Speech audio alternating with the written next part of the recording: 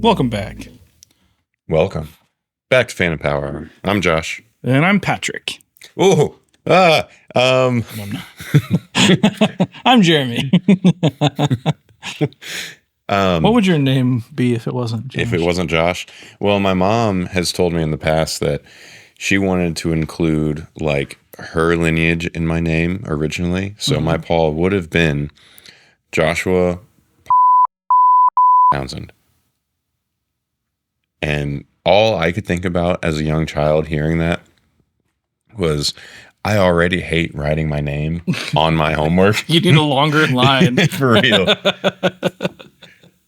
But I don't know if I should even put that, because then it gives away like my mother's maiden name and all that. Can't just bleep it out. Yeah.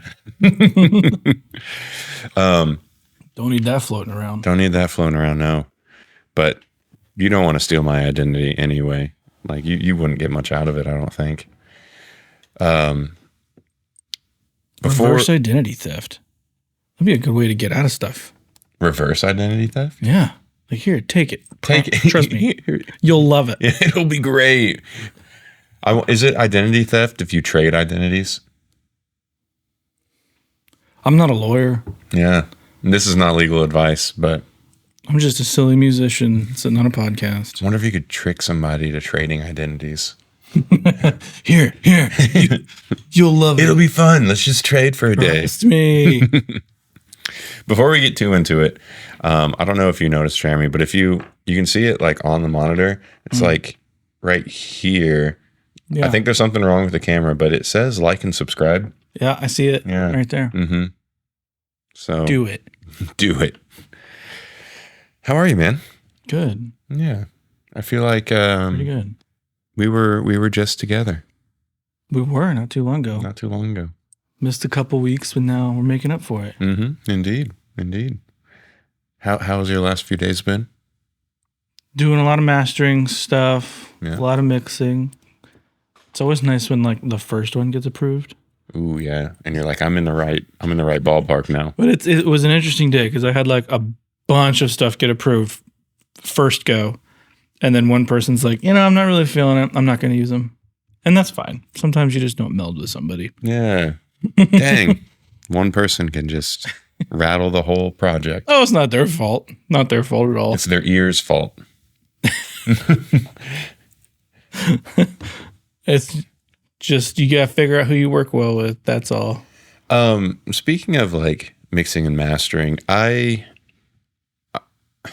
only have experience with this on the software side, but what's your take on the idea of like imaging? Because I know that right now it's floating around a lot about like the free version of the plugins. You have Isotope Ozone, Ozone Imager, and then you have Wider, and I think there's a handful of other like free or paid plugins that do that kind of thing. But that's the only side that I'm familiar with. I don't understand what these plugins are doing per se, other than making things feel bigger in my ears. And that's exactly what it's doing. So this is a topic that I still don't have like fully figured out. But like you mentioned Ozone Imager. I think it's Ozone Imager 2. It's free.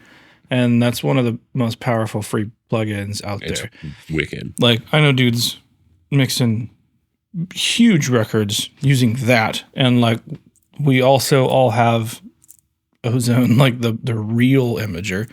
But for some reason that free one's just so good. I use it all the time.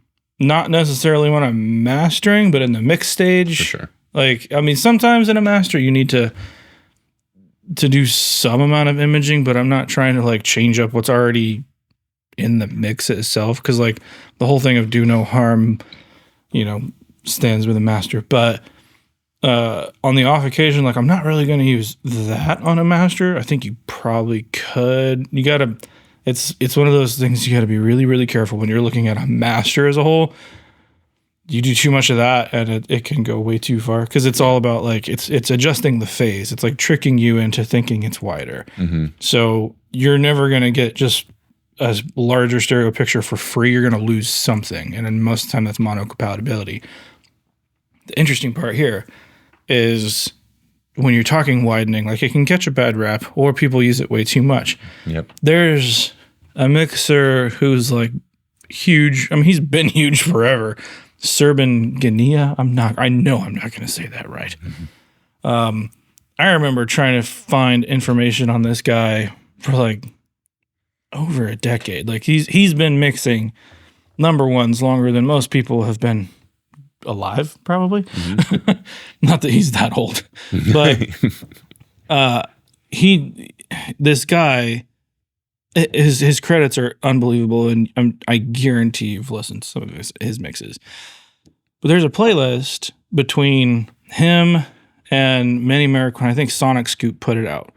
It's like a Spotify playlist where you can go back and forth and listen, like on the same album, stuff that Serban mixed and stuff that Manny mixed. Interesting. So you can hear, like, obviously two legends, and Manny does not make a bad mix. I think objectively, like, both of them are insane. But the interesting thing when you listen to Serban, and I sat down with a buddy in his room, and then I came back and listened to it in my room. The thing with Serban's mixes are like they feel like they wrap around you. Yeah. And a lot of that has to do with the effects and what he's doing to the sides. And then you listen to a Manny mix, and it's incredible, as Manny always does. A little more hairy because that's like his thing. He leans into vibe. But it kind of feels like you're watching the mix through glass, if that makes sense. Yeah. Like there's a separation, whereas Serban will just like throw you in the middle of it.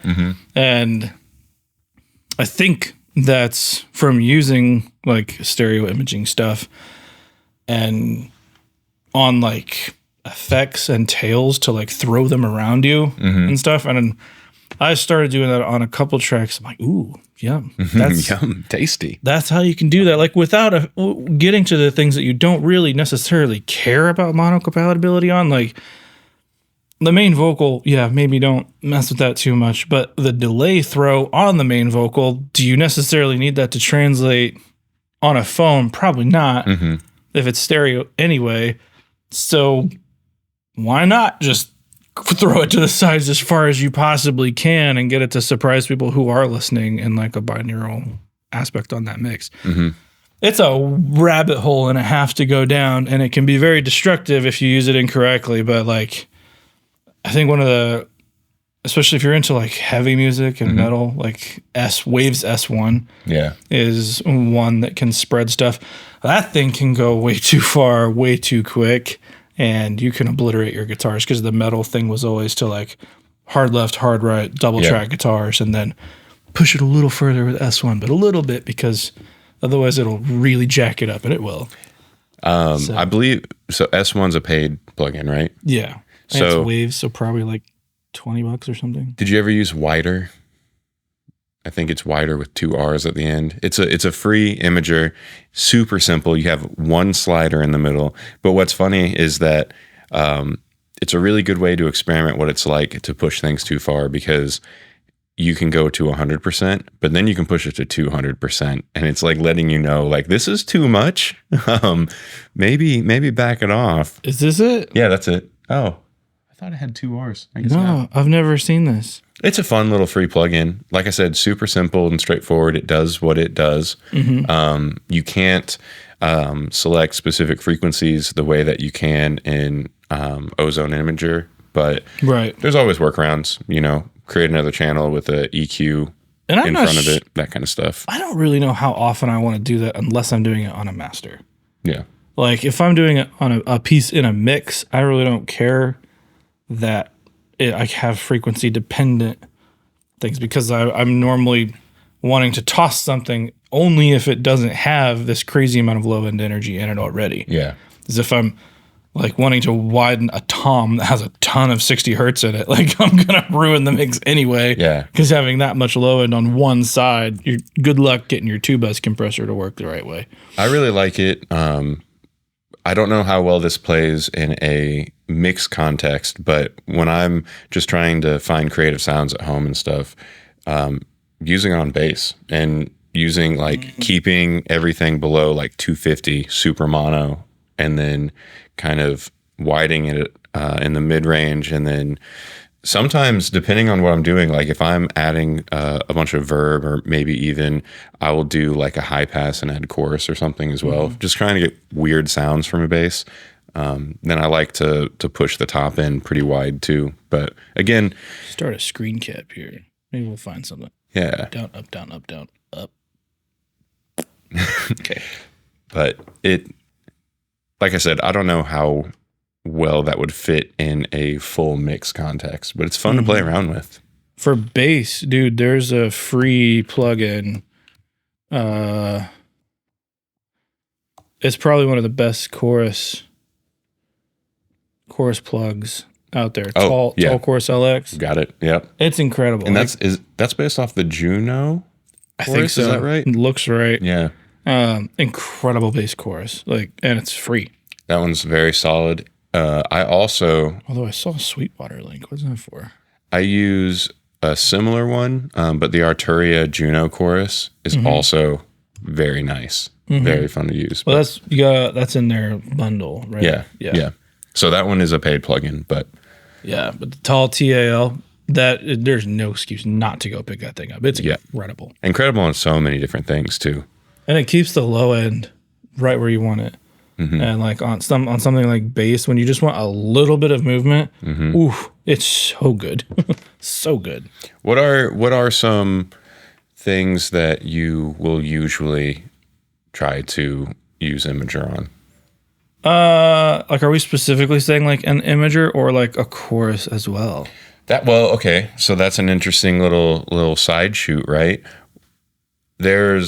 From what I understand, at least, there's some crossover between kind of the use cases and some similarities in how they work.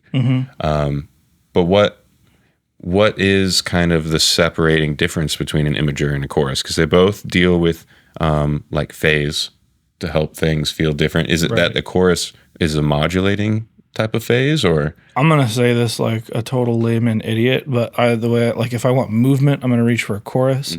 Then if I just want something statically pinned wherever I put it, I'm going to reach for an Imager or some kind of Imager. That's what my ears tell me too.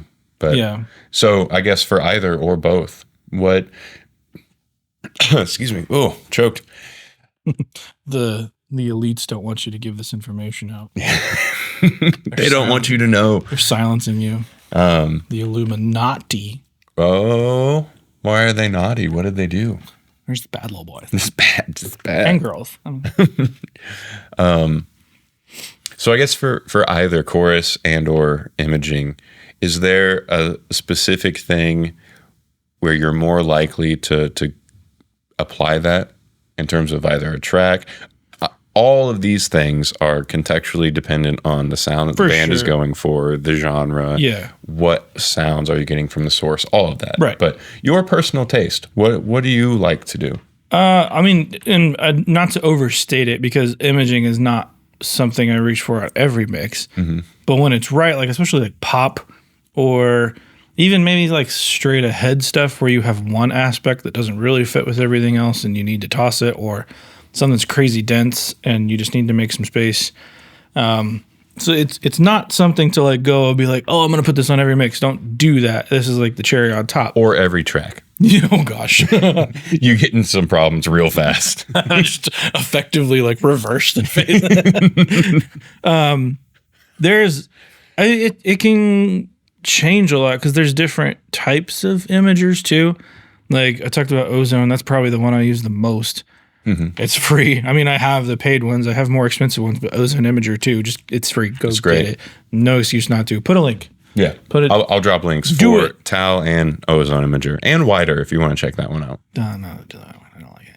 He's not used it. The logo's weird. The logo. I mean it makes it look like you're automatically working on EDM. No shade. I'm being an old man. The other one, if for some reason you need a mono track to be wide, and there's different ways to do it, but a JST makes side widener. Have you ever messed with it? I've not used it, but I know of it. I purchased it so long ago before they had like changed their website a few times, and I lost the license for it. I may pick it up again. I just need to break down and get some JST stuff because there's a handful of plugins that I've heard about that are excellent. I just haven't I haven't taken the dive. What I appreciate, like they definitely have like some of the gimmicky stuff, but like they know what they're doing. Like the utility tools are incredible. It's only $20. Yeah. I mean, most of the time they're $20. They always have like a stupid high price, but like Waves, it's always on sale. Yeah. But there's tons of stuff here. I mean, I haven't bought anything from JST in a minute, but let's see here. It's pretty recent. Only 1 minute. Just go to plugins. There's plugins under 20. Oh, shop all. Audio plugins. There it is. Go. It's a nice website. Take notes. Gain reduction. I'm a big fan of gain reduction on a certain type of vocal. And if you haven't compressed it on the way in, if you need some compressor while you're tracking, that's fantastic. Because I like to use a distressor whenever I can, or LA2A or whatever. If you don't have anything like that, gain reduction is awesome. And it is dirty. It's not a clean compressor. No, you can tell it's dirty from the kind of imaging of it. Yeah, they don't try to hide that fact. Like it's like you have sleigh body mix. I mean, I normally knock the sleigh down quite a bit, and the body for some reason in the picture, it's like right there in the middle. I think that's where it's like technically zeroed out. Mine opens body all the way up. So like I get this crazy amount of low end, but if I put it back, you're fine. Man, if I was using a plugin that has a knob dedicated to sleigh, I'm cranking that knob. It goes hard. I normally pull it back to like 1 or 2 o'clock, but that's completely dependent on how hot you're going into your interface. But you're just not letting that vocal slay, man. It's a killer comp. I didn't mean for this to become the JST show. Like, we didn't even talk about this. It's all good. I mean, I don't use I have used Skybox. Skybox is pretty fun. Is that after Big Sky? I think it's like a wink and a nod to that. Yeah. Like you get wink and a nod and like flirting with like copyright infringement. Yeah. You get some of the same sounds. Honestly, I used it some and I was like, I think I'm just going to go back to using Valhalla Vintage Verb. And then if I want some of those really weird ones, kind of making them myself. But I like doing that. I like sitting there and tweaking knobs and making crazy long plug-in chains to get weird kind of tails and effects and stuff. So yeah. Side widener, that's fantastic. I should have a license for gain reduction too, but I don't know what happened to that. JST clip, a very affordable clipper. If you don't have another clipper, clippers are incredible if you're recording like drums, or even if you're using sampled drum sets, like virtual drum sets.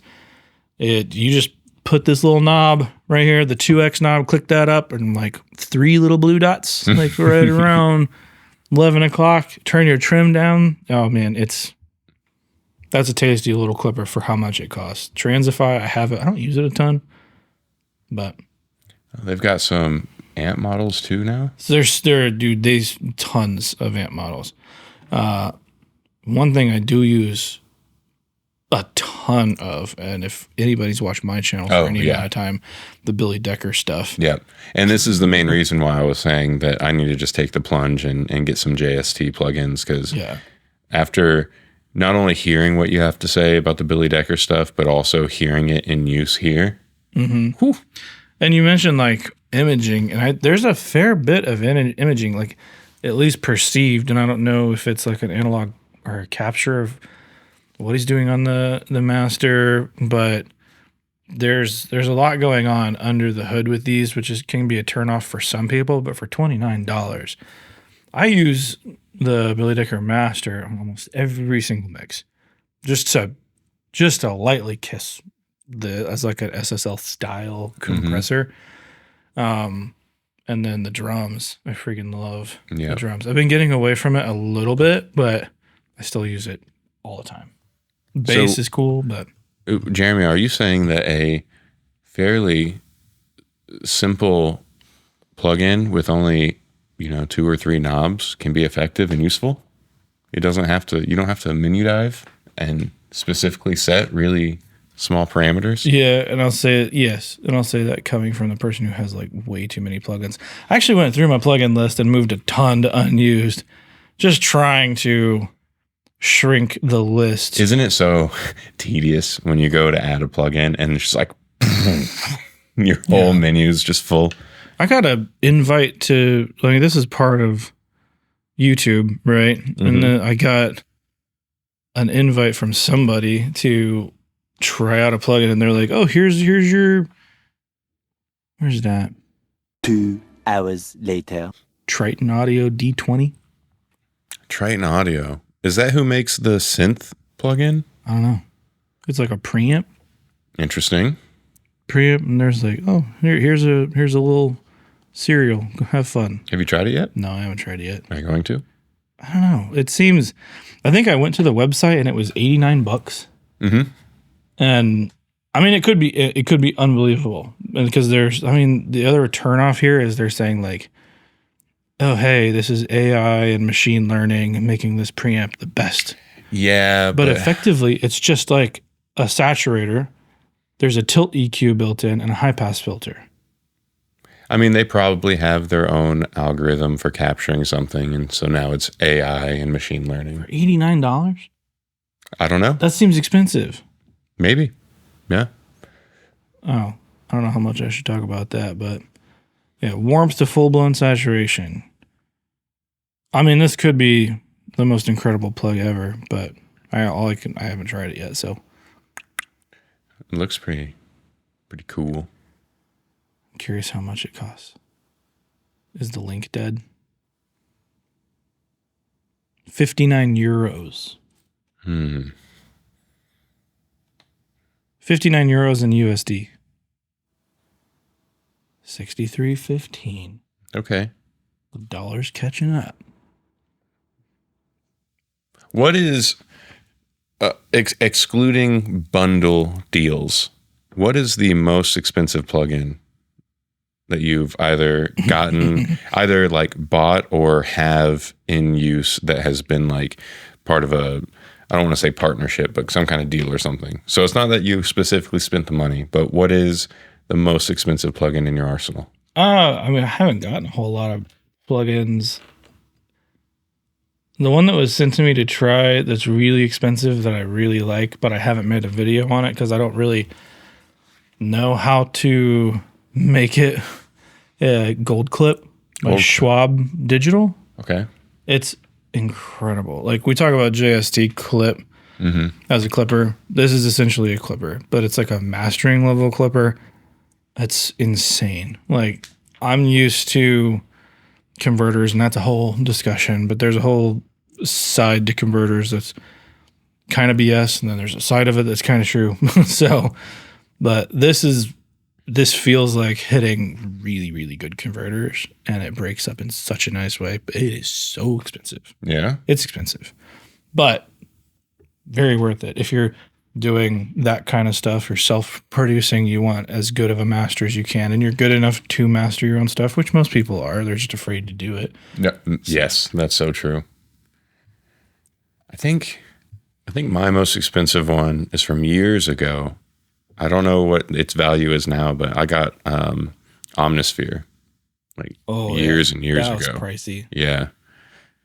But I don't know if that falls under, it's technically kind of a bundle. I mean, you get the one plugin, but you get the libraries and stuff with it too. So I don't know how that works out, but. The other one I got was Crane Song Phoenix. It's I don't remember who designed it. It's really killer, like tape saturation emulation. It's unbelievable, but it was also unbelievably expensive. And at the time, there was like, this was almost 10 years ago. Oof. Do you ever use the Abbey Road tape emulation from Waves? Mm-hmm. No. That's I got that in a bundle a long time ago too, and I like it. I don't know what real tape tape saturation sounds like. It's fun. And you can add like the stops.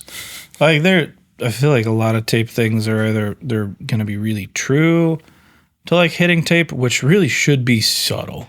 Yeah. Unless the tape is old or messed up or there's a quirk in the machine itself. But like actually working on tape is more about the process rather than the sound. And that's been... But Jeremy, it's warm. It's analog. Yeah. But there's so many videos where people have taken splits, recorded the same thing digitally and on tape, and like you can't tell much of a difference. Mm-hmm. There's a difference. Is it all it's cracked up to be? How perceivable is it? Yeah. But the same can probably be said for a lot of these other plugins and stuff too, ranging from the free ones to the more expensive ones. You know, if you talk about a clipper, I'm sure that there are a lot of benefits to getting a more expensive clipper plugin that are, they make the workflow better, but how perceivable at the end of the day to the common listener is it going to be? That's where I might disagree with you because there's so many other things built into, like, if we're talking clipping, just using those two examples, Gold Clip and JST, I see those as two very different tools, and I'm not going to use them for the same thing. Like those two, because they're clippers, I would not use them in the same way, just as much as like I'm talking the Ozone Imager, actual like part of the Ozone bundle imager that you can do the frequency and you can do a ton of things versus the free Ozone Imager 2. Those are two different tools. I use them in two different ways. Yeah. So that's fair. The breakup is completely different. If you try to do what I do with Gold Clip with JSD Clip, it might be all right, but there's a whole list of other tools at your disposal with Gold Clip that is really conducive to like mastering specifically, and that sounds super elitist and douchey as it comes out of my mouth, but it's different tools for different people who are looking for very different things out of their plugins. If you just want to chop the tops off, JST is a pretty good look. Another one, Plugin Alliance bundle, the BX Clipper is fantastic. I started using that thing. Is that the one that you use in your template? Yeah. Yeah. Yeah, it's fantastic. Speaking of the template, we haven't talked about it in a hot minute, but if you do any kind of broadcasting, live streaming, work in the church, want to just have something that you can load up in Pro Tools and be ready to kind of just record a band or something, whatever your case may be. Or other DAWs. We're currently working on that. This is true. So keep an eye out for those. But there's going to be a link down below if you're interested at all. Still on a heavy sale for now, the early bird special, but you can go get the Pro Tools Pro template. Which is pro, meaning there's a laundry list of other stuff, assuming that you already have. Yeah, and if you follow the link, it's all listed out. Every plugin that is soft required to use it. Yeah, you can go through, if you know what you're doing, you can go through and you can replace any that you don't currently own with something equivalent. I am, like, where there's room, I am putting like options of things on there, like especially in the tuning situation, because I'm only using Antares in one spot. So I'm trying to give like 3 options of tuning. Like, given these other things, you may already have this tool, so here's this tool. As long as it works in a live context. And I'm trying to do that in a few other places, and we just got everything streamlined so we can use a dual machine setup. So there will be videos coming for like longer explanations on all that stuff if you decide to purchase it. And if you do decide to purchase it, thank you. That's a super direct way to support us and help us keep it was very direct working on new ways that we can hopefully provide something useful for you all. So, and if there's other types of templates, let us know, because I've had people on my channel kind of ask about like, well, what's your general session template? Yeah, it's like, you're interested in that? Okay, like, yeah. If there's interest, let us know. There you go. So let me steer things back to the imaging versus chorus steer stuff, away, friend, because I think you skirted away from that one a little bit. What do you like to hear, either widened or chorusified if you were working on your own thing, you didn't have anybody giving you a specific direction, what's your go-to? I wouldn't.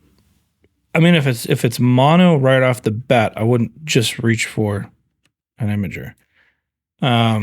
like bass, for example. Like I would definitely reach for a chorus first, whether that's tall or like Sound Toys is awesome. Oh yeah.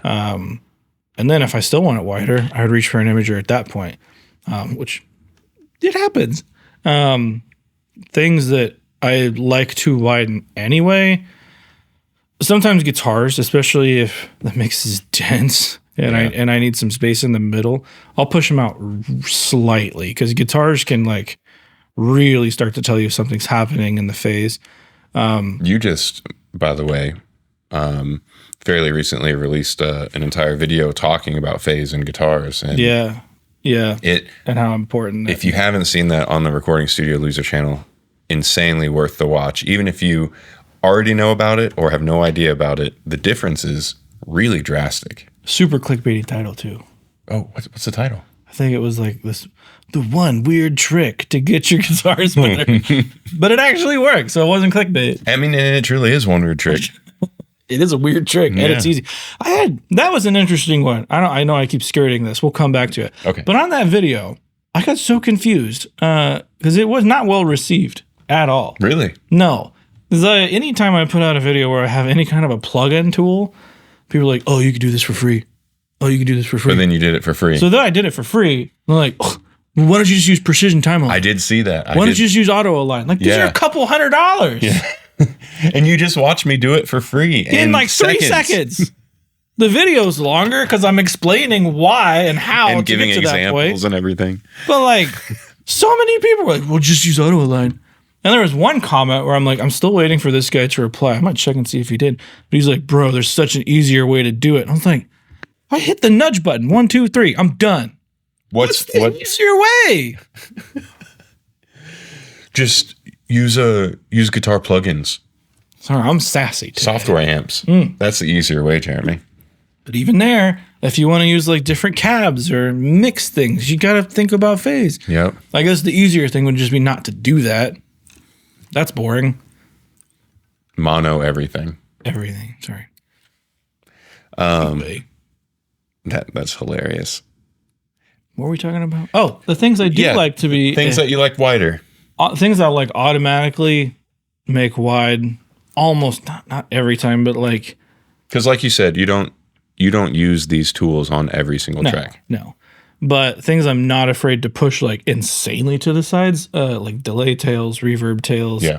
Unless they're specifically meant to like live right under the lead vocal. But if they're like bouncing around, I will throw those things all the way to the side. And that's the stuff that makes you feel like you're in the mix, I think. Like listening to Sermon's mixes, when he does that really well, it's the effects. And it's the effects that live on the sides that are like, whoa. Do you always run delays and or reverbs as like ascend? Or do you ever run them like in series with the track? It depends. Like if something's very purpose for this one track specifically, it'll live on that track. Yeah. But I have like a whole template of like this gets imported into every single session of just like vocal effects. Mm-hmm. And it's like 2 massive folder tracks of everything that I could possibly need. So I've got like delay throws, I have like chorus harmony stuff built in, 3 or 4 different kind of reverbs, a few different delays set at different times. Those feed back into reverbs, and like it makes producing a vocal really quick. And I did it so I could do it during a session and like show an artist like, hey, sing this part, and then I can toss it in the right spot, and they're like, ooh, I see what you're doing. Yes. So, yeah. And that's very much a workflow utility. Yeah. Any way to get the artist to hear like the final version faster is because they get inspired and then they come up with different parts, or they'll sing into it and react to what's happening, and it's always better. Now I'm going to take us down a quick little tangent and get you away from the point now.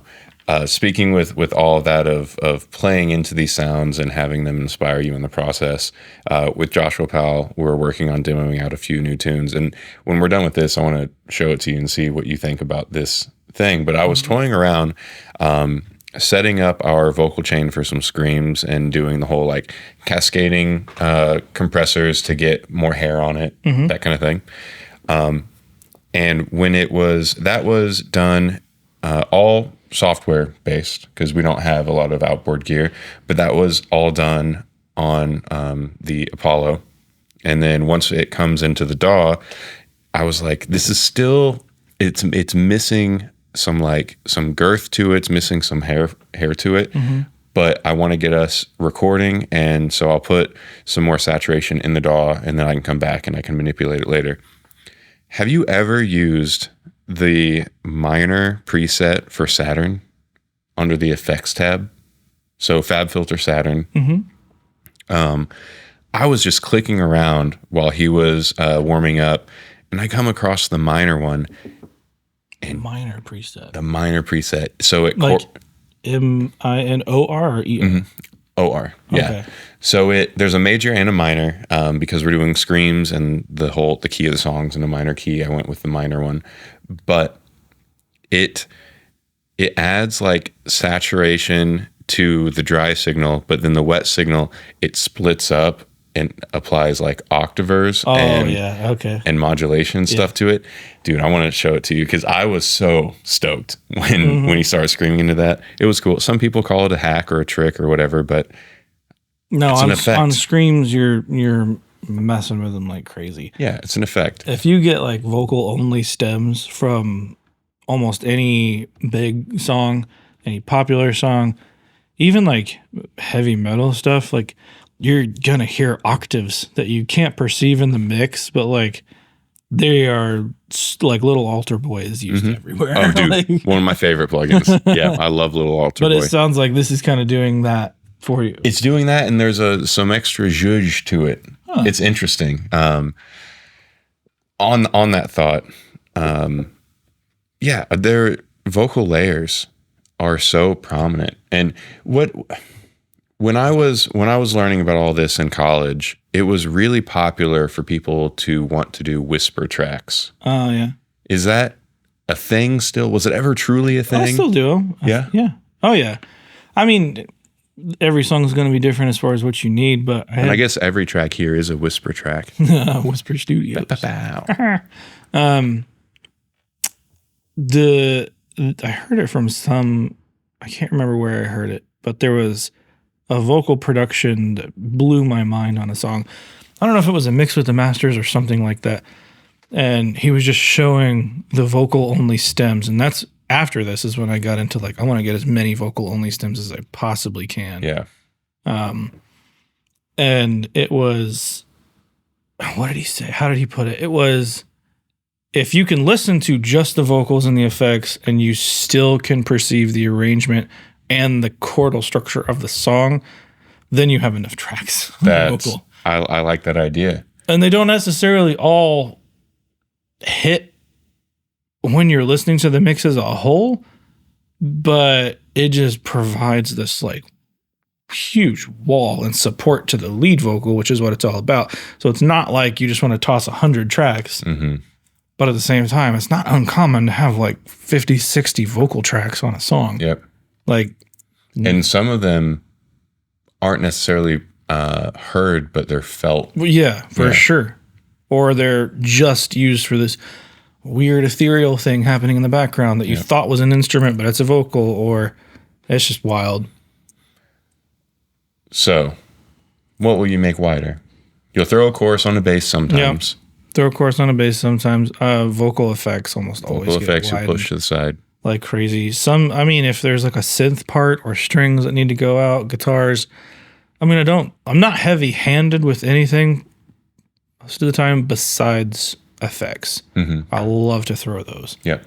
Or if there's just something that's like an ethereal aspect that doesn't have to necessarily be mono compatible. Like I could live with this thing getting lost in that aspect because somebody listening, it's important for the general part of the mix to be understood in a mono-compatible way because that's how most music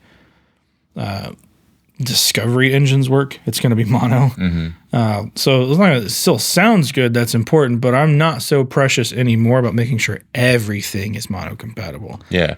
Well, because then there's still a huge market share of people that are having binaural listening experiences, and we have stereo for a reason. Yeah. You know, there's more that you can do with that playing field. And so if you're only mixing for mono, then you're kind of, you know, capping yourself off from the other abilities that you could For sure. kind of have in that song.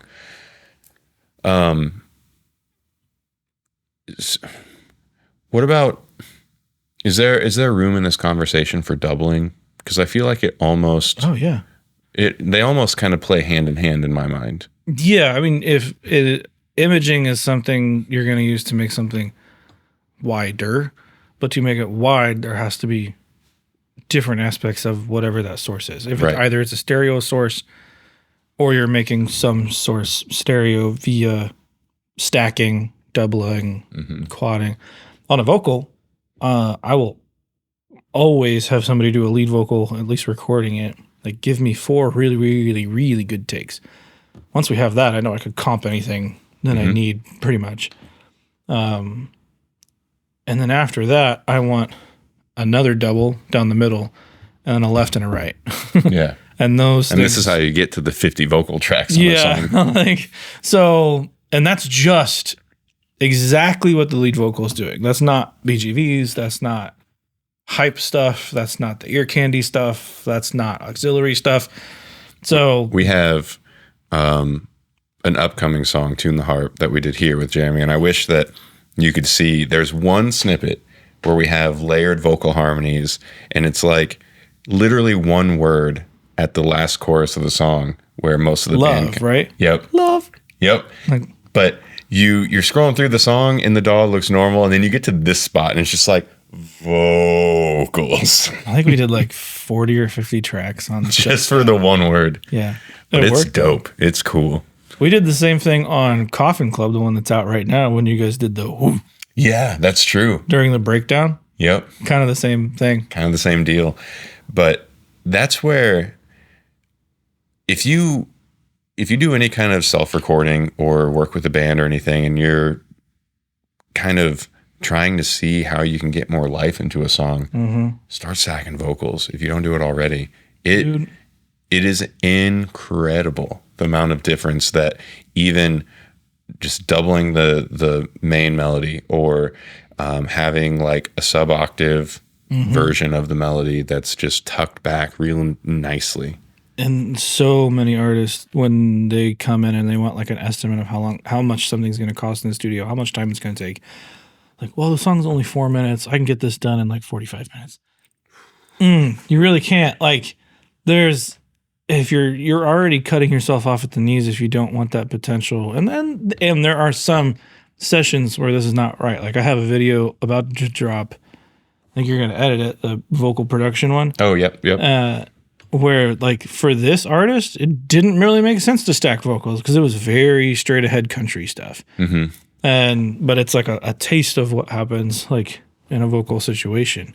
I want to get another one where it's a more complicated session. That'd be a whole lot of fun. But, yeah. So doubling. From what I gather, your preference is get real doubles. Get the track sang twice, get the guitar part played twice, so on and so forth. Definitely. I mean, there's ways to do it, but just play it twice. Is there a place for the doubling plugins for you specifically? Yeah. I mean, I have like in my vocal effects template, one of the things I can send to is a doubler.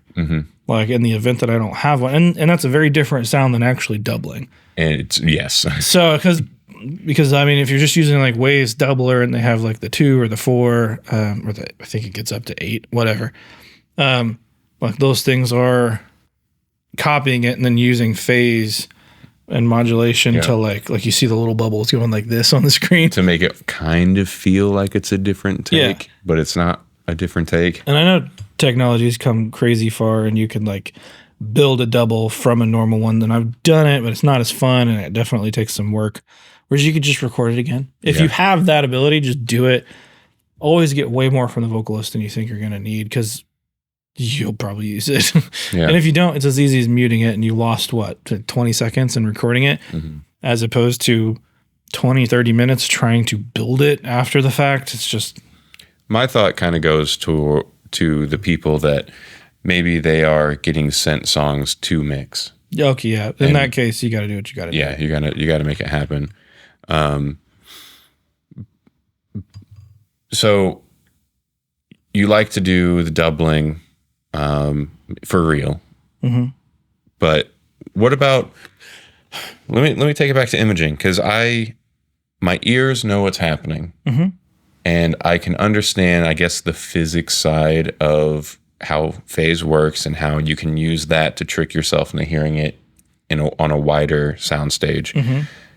Outside of the plugins, how do you do it? Can you do it? I mean, I know that you can get specific outboard gear to kind of mess with the mids and sides. I mean, really, they're doing kind of the same thing, because my Neve, it has an SFE, I think it's sound field expansion. I'm not sure what that stands for. But I can select if I want super fried eggs. Super fried eggs. If you want those eggs really fried, there's a dial, and you can turn it all the way up, and the eggs just all spread all the way. If the dial's turned all the way down, are they still super fried? They're like just the lowest amount of super fried? They're still in the fridge. Still in the fridge. Yeah. So there's a wide span of fridge. If I break the knob, fried. If I break the knob and turn it even lower, are they still in the chicken? I don't know. I'm lost at this point. Sorry. The metaphor is lost on me. I don't think it ever was a metaphor. I just like eggs. But so you have the SFE knob on your Neve. Yeah. I mean, any outboard widening always is more mono compatible to me. That's why when I do it in an analog situation, in a mastering situation, I'm going to try to do it and get it done on the Neve, because that always collapses better to my ears. And it's not as an abrasive thing. You don't realize it's happening. So it's a subtle. Do you think it's because it's analog based? I don't know. I mean, maybe. I don't know. It could be hitting a whole lot of different things. And even the nature of going analog, you're going to get a naturally wider stereo field anyway. Just because, unless you're using, I guess, what I'm doing, I come out of my burls into a couple compressors, EQs, and then that goes back into 2 preamps. The preamps are like the mojo, because I don't use what's it called, where you send like a summing mixer. Oh, gotcha. I don't use a summing mixer, but like the things that I like about summing is that it feels like 2 preamps on the back end, and even people who are using summing mixers will come out of that into a couple preamps. Like I feel like I get the same thing out of it.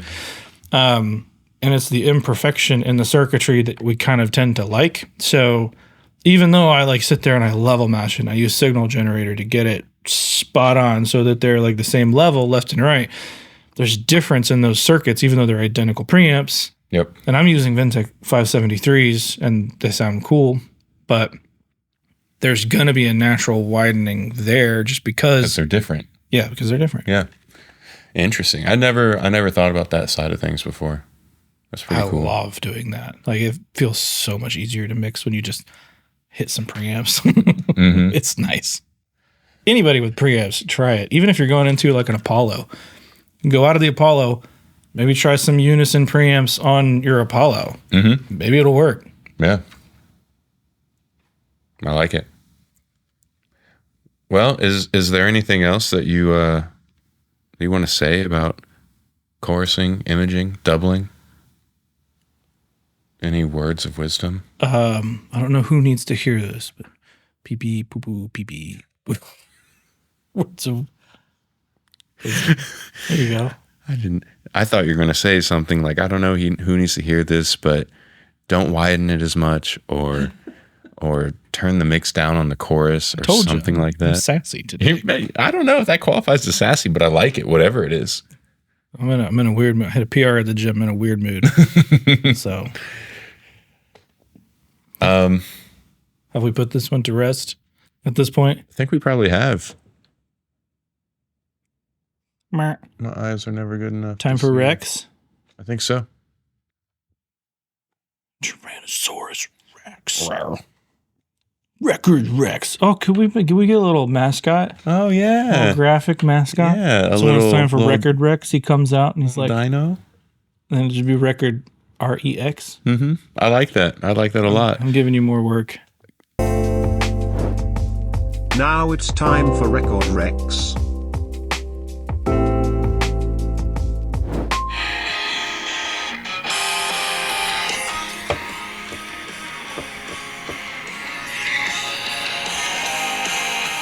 The band's is Basement, Basement. Okay. and the song's Hanging Around. It's just a freaking vibe.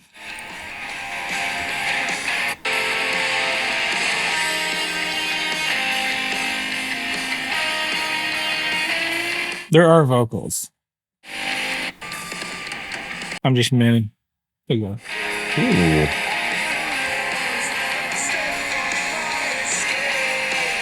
I love the bass sound. I do too. Like, It's it feels dirty like and a- present. It feels like late 90s grunge meets like just windows down jams. Mm-hmm. That's what it feels like. I get like a skosh of Midwest emo Yeah. in a there as little bit. well. Yeah. Yeah. It just feels like a good old summertime record. And that's the one song, but Basement, Hanging Around. Check it out. Man, my whole last week has just been either learning cover band tunes or learning songs for a group that I'm subbing for.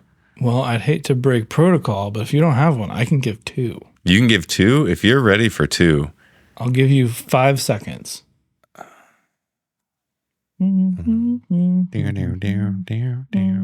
That's a copyright strike. Okay.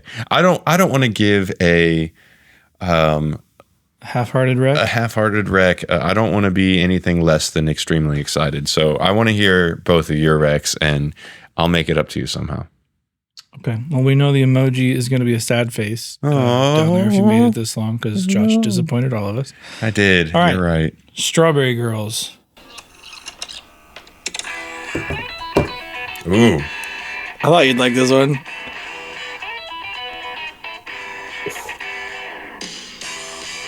That is spicy.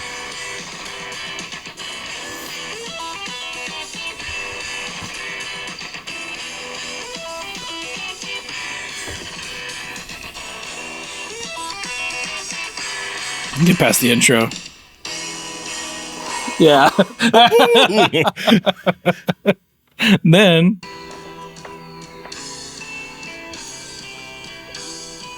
it's a trip. It is.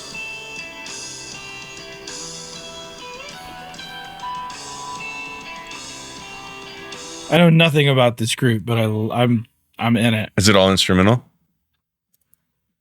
Yeah. At least what I've listened to so far is. Ooh. Man, is this new? I honestly don't know.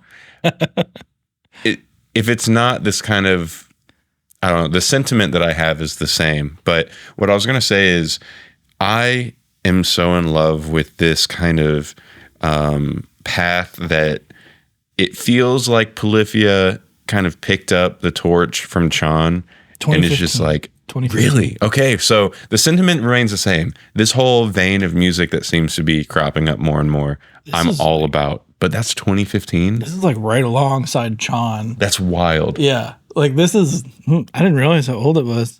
I mean, they've got newer stuff, but. What was this? The song was Spanish Boy? Is that what it was? Yes. Spanish Boy, Strawberry Girls is the band. Mm-hmm. Nope. There you go. It's so good. That was nasty. It's all the things that I love. Yeah. American Graffiti is the record. and that's the one that came out in 2015. They have a couple more. I haven't gone all in on the rest of them yet, but it's a trip. Yeah. Dang, 2 very solid recs in my I got more. my I got 0 more. recs. You put in the work.